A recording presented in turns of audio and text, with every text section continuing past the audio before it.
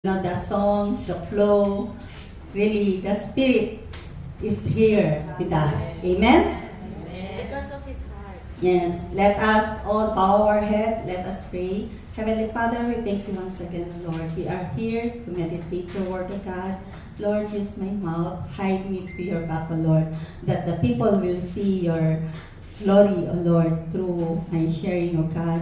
And open our hearts, our minds, O God, to receive your blessings, your word of God, and apply in our daily lives, O Lord Jesus. We thank you for everything, and we surrender everything to your mighty name. We ask this all to you in the mighty name of Jesus, we pray.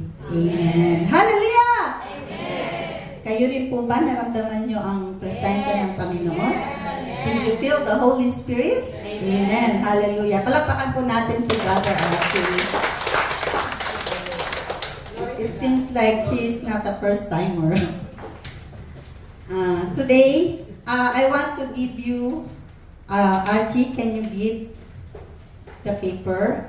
So, that questionnaire, we will see how far is your prayer life. So, we want to know how far is your prayer life. And if we see, we can pray more to you. You can answer that later and then you can give us. Today, the title of my sharing is Blessings from the Lord. Amen. From Proverbs 3, chapter 3, verse 1 to 8. But before that, I want to review my previous sharing before. Let's see. What is the title? So before my sharing is about devotion. So devotion, what is devotion? So John, next. Devotion is, can you read all? An act of prayer or private worship, a feeling of strong and loyalty.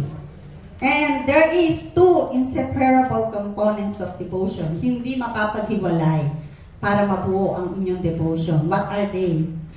Bible and prayer. Bible means you have to meditate the Word of God, and at the same time, you have to pray. Amen? So what is the devotion method? So the devotion